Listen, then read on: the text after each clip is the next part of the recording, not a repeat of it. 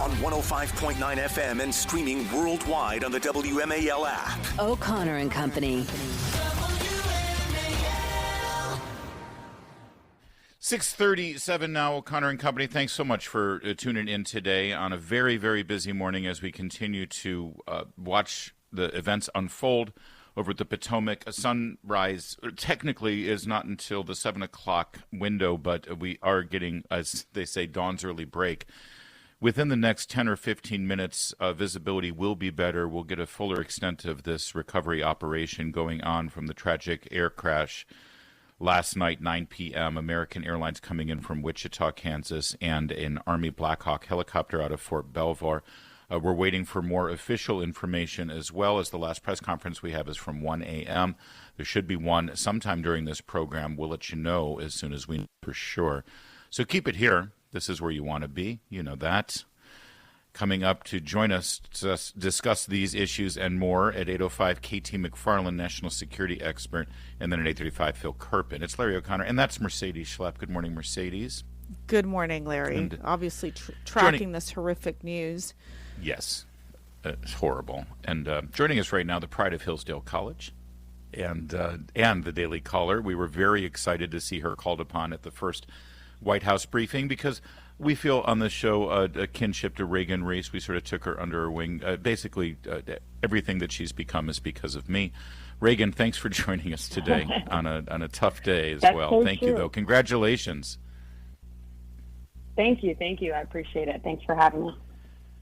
I do want to hear about the executive actions yesterday and the signing of the Laken Riley law. But first, I know that you've probably been plugged in quite a bit on the administration's rapid response to this tragic crash at Reagan Airport. What can you tell us? I mean, these people, the Secretary Duffy literally just got sworn in within 24 hours ago, and I think he's been working all night on this. Is there anything new from the White House or from the administration?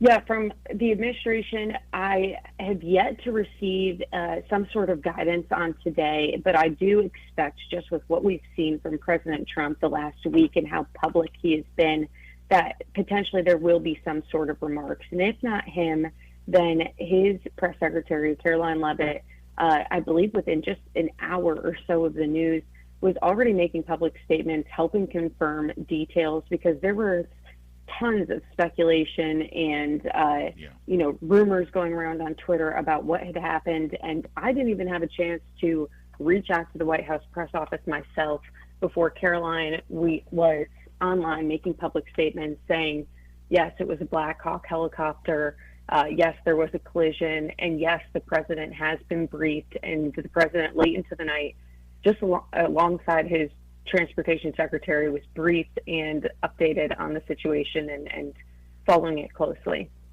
Well, and it looks like Secretary Pete Hegseth has ordered an investigation into what happened, because we've seen that this Black Hawk helicopter was associated, obviously collided with this airplane, and then it raises a ton of questions in terms of, did these air traffic controllers give enough information to the Black Hawk helicopter that could have possibly prevented this collision? What do you expect to happen next coming out of this horrific tragedy? I mean, obviously we haven't seen a collision like this happen in the United States for some time, and we are known as kind of the gold standard for aviation safety. Yeah, I mean, it's no one wants this to happen, and this is, I think, very freaky and terrifying for so many people. And so I think this is going to be handled with a great seriousness by our government, looking into safety standards and was that, what went wrong here. And I am thinking about this collision midair and just how many things have to go wrong, I would imagine, for something like the odds of that to happen. And then I think about, over the past year, how there have been a lot of near misses that we've heard about, planes on runways and miscommunications. And it seems like our aviation system was being overloaded. And so I think there's going to be a lot of reflection, especially with just the incidents leading up to this collision. Reagan Reese is our guest, White House correspondent for the Daily Caller. And Reagan, it was a busy day at the White House where the president had a ceremonial signing of his very first bill into law, and I think it's appropriate that it was the Laken Riley bill that is now the Laken Riley Act.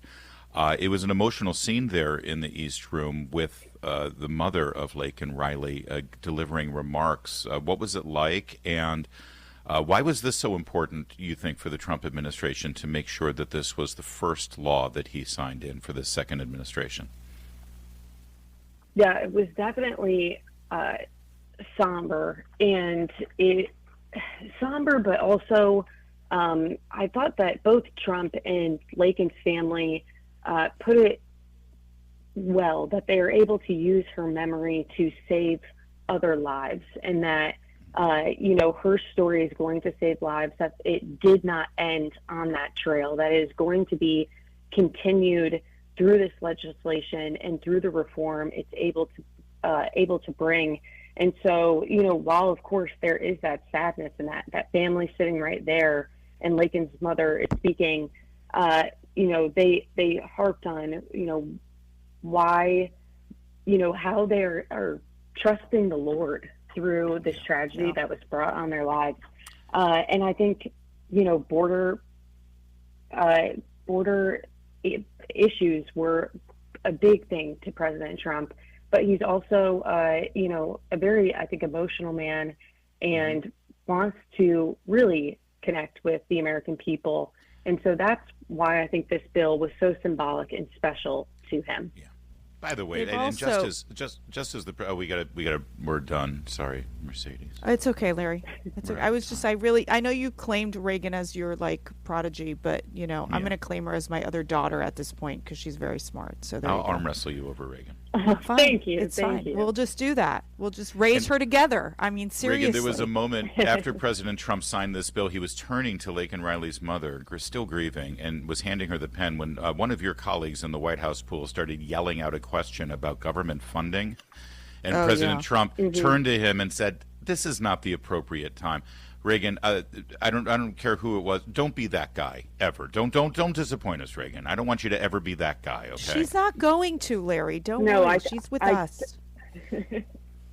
Yes, you have to be able to read the room and the emotions. And as the president and Laken's mom was sitting there, I said to myself, whatever question I have is not as important as this moment right now. Yeah, I hope your colleagues will chastise that person, but sadly, I doubt they will. Reagan Reese, Daily Caller, thanks for joining us. We've got to leave it there.